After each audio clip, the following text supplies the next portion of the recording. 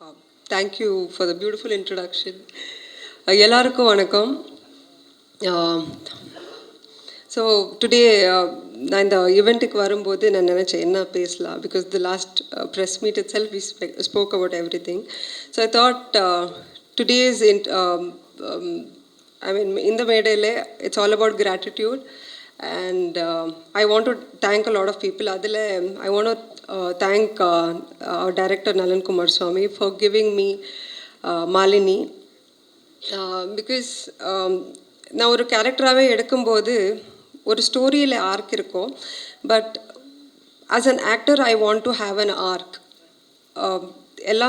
எல்லா விதத்தை ஒரு கேரக்டர்ஸ் பண்ணணும்னு எனக்கு ஆசை இருக்குது. So I am a person who takes risk. And அதில் அதுலேயும் ஒரு என்ஜாய்மெண்ட் பார்க்குற ஒரு ஆள். ஸோ அதனால தான் இந்த மாலினி கூட அந்த மாதிரி ஒரு character. So that is one thing. And secondly I want to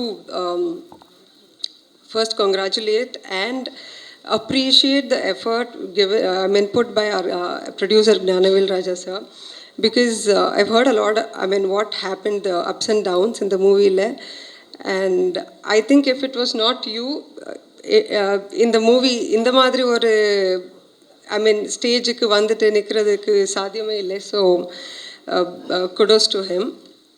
And I believe in fate. எல்லா மூவி கூட அந்தந்த கேரக்டர்ஸ் மூவியே செலக்ட் பண்ணோன்னு நான் நம்புகிறேன். ஸோ அந்த மாதிரி இதில் it's very tricky, because this is a star movie. So அதுக்காக ஒரு Pongal, it's a very big festival தமிழ்நாடுக்கு. ஸோ அதே வந்துட்டு செலக்ட் பண்ணிடுச்சு. ஸோ ஐ திங்க் மூவி ரொம்ப நல்லா வந்திருக்கு. நாளைக்கு எல்லோரும் பாருங்கள், என்ஜாய் பண்ணுங்கள் அண்ட் சப்போர்ட் பண்ணுங்கள். Thank you so much. ஊடக நண்பர்களுக்கு வணக்கம். அனைவருக்கும் பொங்கல் நல்வாழ்த்துக்கள், புத்தாண்டு நல்வாழ்த்துக்கள் தெரிவிச்சுக்கிறேன். வாத்தியாருக்கு எனக்கு இருக்கிற கனெக்ஷனை பற்றி பேசுகிறேன்னா நிறையா பேச முடியும், ஒரு 1 hour ஆயிரும். வேறு விஷயம் அப்புறம் இந்த படத்தில் இருக்கிறவங்களை பற்றியே பேச முடியாது, அவ்வளவு இன்சிடெண்ட். அது தனியாக ஒரு கதை வச்சுக்கலாம், ஒரு 1 hour ஆகும். எனக்கு என்ன மகிழ்ச்சின்னா, இந்த படத்தினுடைய தயாரிப்பாளர் தம்பி ஞானவேல் ராஜா, அவங்க அப்பா என்னை விட பெரிய ரசிகர். ஒரு தடவை அப்பா சொன்னாருங்க, ஞானவேல், நம்ம இதுக்கு முன்னாடி என்ன படம்னா நோட்டா ஷூட்டிங் இப்போ சொன்னார் என்கிட்ட. அவர் கோயம்புத்தூர்காரர் தான். நான் 110 தடவை நாரோடி மன்னன் படத்தை பார்த்துருக்கேன். 110 தடவைன்னா யூடியூப்லேயோ ஃபோன்லேயோ டிவிலேயோ தியேட்டரில் போய் டிக்கெட் வாங்கி 110 தடவை பார்த்துருக்கேன். 3 ஹீரோயின், அவ்வளோ அழகான ஹீரோயின், பானுமதி அம்மா, சரோஜா தேவி அம்மா, எம்என் ராஜம் அம்மா, இவங்க 3 பேரும் 110 தடவையில் ஒரு தடவையும் கூட அவங்க முகத்தை பார்க்கல.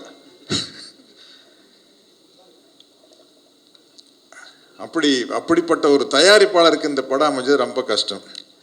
கார்த்தி, உனக்கு ஃபஸ்ட்டு படமே ரொம்ப சேலஞ்சான படம் பருத்தி வீரன். ஏன்னா நீ டவுனில் பிறந்து வளர்ந்து அமெரிக்காவில் போய் படிச்சுட்டு பருத்தி வீரன் கேரக்டர் பண்ணுறதுங்கிறது ரொம்ப கஷ்டம். அந்த பாடி லாங்குவேஜ் எல்லாம் கொண்டு வந்து அசத்திட்ட. பட் அதை விட உனக்கு ரொம்ப ஒரு டஃப்பான விஷயம் இந்த வாவாத்தியார் தான். ஏன்னா அது தலைவர் பேராக இருக்கிறதுனால அதில் நடித்து பேர் வாங்கிறது ரொம்ப கஷ்டம். அதை நீ பிரமாதமாக பண்ணியிருப்பேன். இந்த டீசரெல்லாம் பார்க்கல, எனக்கு ரொம்ப மகிழ்ச்சியாக இருக்குது. மிகப்பெரிய வெற்றி அடையும்.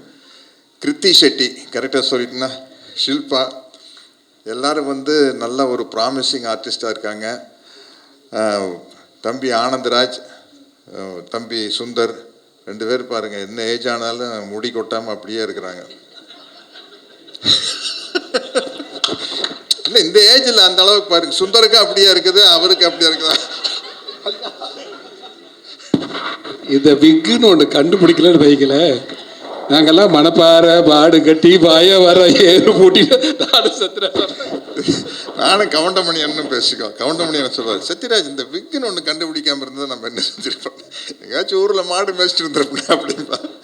அதுக்கு நம்மளுக்கு 1 2 3 எல்லாம் தெரியணும்ல. முதலாளி கேட்பான்ல, அப்போ இத்தனை மாடு ஓட்டிகிட்டு போனால் திருப்பி வரையில கணக்கு கரெக்டாக இருக்குதானே நம்மளுக்கு.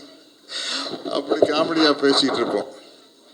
அதனால் என்ன, இந்த படத்தில் நலன் இதை இந்த படத்தை வேறு மாதிரி டீல் பண்ணியிருக்கிறார். அதாவது தலைவர் பேர் வச்சுட்டு புரட்சி தலைவர் பேர் எடுக்கிற படம் ஒரு பழைய மாதிரி இருந்துருமோ அப்படிங்கிறதே இல்லாமல், இன்றைக்கி மாடர்னாக நம்ம ஜென்சி கிட்ஸுன்னு சொல்கிறோம் இல்லையா, அவங்க ரசிக்கிற மாதிரி ஒரு படத்தை எடுத்துட்டார்.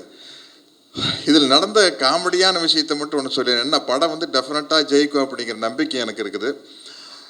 நான் சினிமாவில் நடிக்க வந்தப்போ கிட்டத்தட்ட ஆச்சு, ஒரு 50 வருஷம் ஆச்சு. நான் 78 முதல் படம் வந்தது. பல்லு எனக்கு இப்போவே பெருசாக, அப்போ ரொம்ப பெருசாக இருக்கும். இப்போ கொஞ்சம் வயசானங்காட்டி அப்படியே அந்த முகத்து சதையெல்லாம் இறங்கியில மேல் உதடும் கொஞ்சம் இறங்கி பல்ல மூடிட்டு இருக்குது. இல்லாட்டி அப்பெல்லாம் இந்த அளவுக்கு இருக்கும். போய் சிவகுமார் அண்ணா கிட்ட தான், அப்பாக்கிட்ட தான் போய், அண்ணா பல்லு ரொம்ப பெருசாக இருக்குன்னு என்னென்ன பண்ணுறது அப்படின்னு. இது கோயம்புத்தூர்லேருந்து கிளம்பிலே இதெல்லாம் யோசிச்சு வர வேண்டாமா, இங்கே வந்து சொன்னேன். அதே பல்லு தானே கோயம்புத்தூர் இருக்கும்போது இருந்த அளவுக்கு தான் பல்லு இங்கேயும் இருக்குது. அண்ணா இதுக்கு ஏதாச்சும் ஒரு வழி சொல்லுங்கண்ணா அப்படின்னா, மந்த வழியில் ஒரு டாக்டர் பேர் சொல்லி அங்கே போய் கொஞ்சம் பல்ல ஃபைல் பண்ணி ராவிடுங்க அப்படின்னார். அங்கே போய் டாக்டர்கிட்ட போய் உட்காந்தாச்சு. காட்டுங்க எல்லாம் காட்டி அந்த ஒரு சின்ன சக்கரை முக்கிறோம் இங்கே பல்ல வச்சு தேய்க்கிறாரு. முன்னாடி பவுடராக கொட்டுது. கிட்டத்தட்ட கால்வாசி பல்ல அரைச்சி எடுத்தாச்சு. எடுத்ததுக்கப்புறம் பார்த்தா பல்லு சரியாது, பல்லு பெருசாக தெரியுது. டாக்டர் அது கலை வெறி, நம்ம வந்து சினிமாவில் நடித்து ஆகணும்.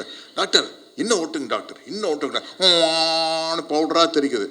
இனிமே பண்ண முடியாது டாக்டர், பரவாயில்ல டாக்டர், இன்னும் பல்லு பெருசாக இருக்குது, இன்னும் கொஞ்சம் அரைச்சி விடுங்க அப்படின்னா, இதுக்கு மேலே அரைச்சோம்னா ஐஸ்கிரீம் சாப்பிட முடியாது, சூடாக காஃபியும் சாப்பிட முடியாது, பரவாயில்லையா அப்படின்னாரு. பரவாயில்ல டாக்டர் பண்ணுங்க, இதுக்கு மேலே பண்ண மாட்டேன் அப்படின்ட்டார். அதுக்கப்புறம் அப்படியெல்லாம் பல்ல சின்னது பண்ணி நடித்து கிட்டத்தட்ட ஒரு 250 படம் நடித்ததுக்கப்புறம் கார்த்திகிட்ட வந்து மாட்டுனா, நலன் குமாரசாமி சார் இந்த படத்தில் இதில் நான் வில்லனாக நடிச்சுக்கிறேன், வாத்தியார் படத்தில் வில்லனாக நடிச்சுக்கிறேன் பாருங்க, ஏதாச்சும் ஒரு டிஃப்ரெண்ட்டான கெட்டப் பண்ணலாம் சார், என்ன சார் பண்ணலாம், பல்லு வச்சுட்டா சார். சார் 50 வருஷத்துக்கு முன்னாடி இந்த பல்லு சைஸு குறைச்சிட்டா சார் நடிக்கவே வந்தேன். பல்லு வைக்கிறதுனா சார் சின்ன பல்லு பாரு, கார்த்திகெல்லாம் வைக்கலாம், கார்த்திக் வைக்கலாம், கமல் சார் தான் ஃபஸ்ட்டு வச்சார், கல்யாண ராமன் தான் ஃபஸ்ட்டு கமல் சார் பல்லு வச்சார்னா, கமல் சாருக்கெல்லாம் சின்ன பல்லுங்க போது அதுக்கு மேலே ஃபிக்ஸ் பண்ணால் அந்த பெரிய, நம்மளுக்கு ஏற்கனவே மாட்டு பல்லு மாதிரி இருக்குது, இதுக்கு மேலே ஒரு பெரிய பல்லை எப்படி வைக்கிறதுன்னு சொல்லி கேட்டேன். இல்லை சார் அது பண்ணிடலான்னு சொல்லி அப்படி ஒரு பல்லை வச்சுட்டு நடிச்சுக்கிறேன். அப்பா வந்து பல்லை சின்னது பண்ணி விட்டார், மகன் வந்து பல்லை பெருசு பண்ணி விட்டார். என்ன பண்ணுறது, எனக்கு இந்த படம் ரொம்ப நம்பிக்கையாக இருக்குது. அதனால் வந்து இந்த படம் வந்து கண்டிப்பாக ஜெயிக்கணும். தம்பி ஞானவேல் ராஜாக்காக கண்டிப்பாக ஜெயிக்கணும், தம்பி கார்த்திக்காக ஜெயிக்கணும். தொடர்ந்து வெற்றிகளை கொடுத்துட்ருக்குறாங்க, நல்ல தருணத்தில் வருது. நான் அன்னைக்கு பேசும்போது அவங்க ஆங்கர் அவங்க அர்ச்சனா வந்து கைதட்டினாங்க.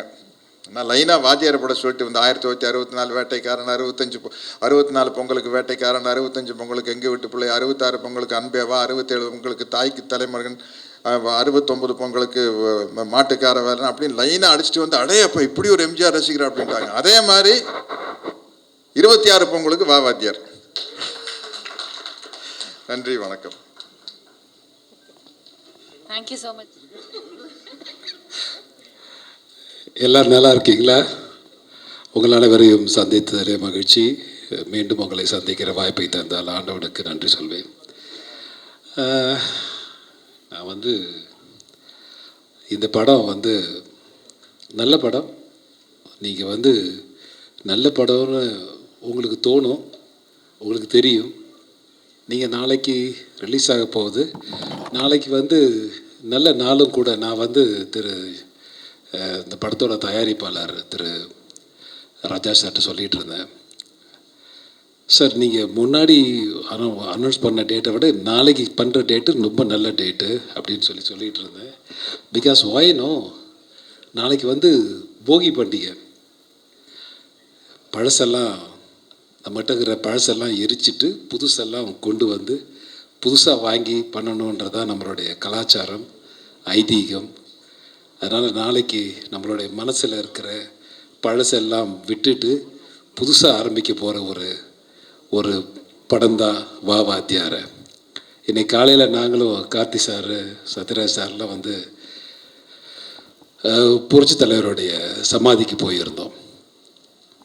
சமாதிக்கு போகிறப்போ ஒரு மகிழ்ச்சி, ஒரு சந்தோஷம் ஏற்பட்டது எங்களுக்குள்ளே.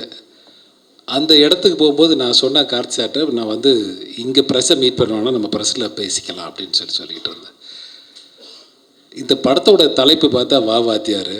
வா வாத்தியார்னு வச்சுட்டு நாங்கள் வாத்தியாரோடைய சமாதிக்கு போகலன்னா என்ன அர்த்தம்? அங்கே போகணும் இல்லை, அதான மரியாதை. அதனால் அவரை போய் பார்த்து அவருக்கு வந்து எங்களுடைய கண்ணீர் அஞ்சலியை செலுத்திட்டு இந்த படத்தை வந்து உங்களுக்கு முன்னால் வந்து கொண்டு வரலான்னு பார்க்குறோம். ஸோ அதனால் உங்களுடைய முடிந்தவரை அவருக்கு தருகிற மரியாதையாக நினைத்து எங்களுக்கு தாருங்கள், நாங்கள்லாம் வெற்றி பெறுவோன்ற நம்பிக்கை எங்களுக்கு இருக்குது. கண்டிப்பாக இந்த படத்தில் நடித்த திரு கார்த்தி அவர்கள் அண்ணா வந்து சத்யராஜ் சார் தான் வந்து பயங்கர வெறிய எனக்கெல்லாம் சீனியர், எனக்கு அண்ணன் தான் கூப்பிடுவான் அவரை. ஸோ எம்ஜிஆர் நான் ஒரு சில தடவை ஒரு 2-3 தடவை தான் நேராக பார்த்துருக்கேன். நான் வந்து திரைப்பட கல்லூரி மாணவனாக இருந்தபோது வள்ளுவக்கோட்டத்தில் வந்து ஒரு விழா நடந்தது. அந்த விழாவில் வந்து நாங்கள் ஒரு 15 பேர் ஸ்டூடெண்ட்ஸ் இருந்தோம். அதில் சிவராஜ்குமாரும் ஒருத்தர். சிவராஜ்குமார் என்னோடய கிளாஸ்மேட் தான். ஸோ நாங்கள் என்ன பண்ணோம், ஒருத்தர் மட்டும்தான் அனுப்பணும் அப்படின்றதால நாங்கள் லேடிஸை செலக்ட் பண்ணி அனுப்பிச்சிட்டோம். Given priority to the ladies. அவங்க போய் வாங்கிட்டு வந்த அப்புறம் தான் தெரிஞ்சது நம்ம வாங்கியிருக்கலாமா, மிஸ் பண்ணிட்டோமோ அப்படின்னு சொல்லிட்டு நமக்கு தோணுச்சு. நான் வள்ளுவக்கோட்டத்தில் ஒரு ஓரமாக நின்று அந்த இடத்த வேடிக்கை பார்த்துக்கிட்டு இருந்தேன். ஸோ அதனால் ஒரு 2-3 தடவை பார்க்குற அவர் அடுத்த வருஷம் இறந்துட்டார். இது 85 நடந்ததுன்னு நினைக்கிறேன். ஐ திங்க் ஸோ 85 நடந்ததுன்னு நினைக்கிறேன். கார்த்தி தம்பி நீங்களாம் குழந்தையா இருந்திருப்பீங்க. இப்போ அண்ணன் இருந்திருப்பார் நினைக்கிறேன். I think so. அதனால் ஒரு 2-3 தடவை பார்க்குற வாய்ப்பு கிடச்சிது. அந்த வாய்ப்பை இந்த படத்தில் வந்து நலன் சார் வந்து இந்த படத்தோட இயக்குனர், ஒரு பெரிய ஹிட் கொடுத்த டைரக்டர். இந்த கதையை வந்து நேரே பண்ணும்போது என்கிட்ட சொல்லும்போது ரொம்ப பிடிச்சிருந்தது. நீங்கள் சொல்ல வேணாம் சார், நான் பண்ணுறேன் அப்படின்னு சொல்லிட்டேன். இது நல்லா இருக்கும். இது நீங்கள் படம் பாருங்கள், நான் படத்தை ஃபுல்லாக சொல்லவில்லை, படம் பாருங்கள். போயிட்டு படம் பார்த்தா தான் உங்களுக்கு முழு கதை தெரியும். கார்த்தி சார் யார், சத்யராஜ் சார் யார், ஹீரோயின் யார், சுந்தர் சார் யார், இவங்க இந்த சத்யராஜ் சாருக்கு டாக்டராக பண்ணவங்க இவங்க யார். ஸோ இதெல்லாம் வந்து உங்களுக்கு படத்தில் தான் தெரியும். ஸோ அதனால் புரட்சியாளர் வந்து தலைவரை நீங்கள் மீண்டும் பார்க்க வேண்டும் என்று சொன்னால் இந்த படத்தை ஒரு தடவை பாருங்கள். அவருடைய நினைவுகள், அவரை மிஸ் பண்ண எல்லாருக்கும் அஃப்கோர்ஸ் நான் வந்து ஒரு சின்ன வேண்டுகோள் வச்சேன். இதை வந்து ரிலீஸ் பண்ணுறது வந்து ஒரு தேர்தலுக்கு முன்னாடி பண்ணுங்க அப்படின்னு சொல்லிட்டு. ஸோ அதனால் அது வந்து ரொம்ப நல்லாயிருக்கும், நல்ல விஷயமா நல்லது நடக்கும்னு நான் நினைக்கிறேன்.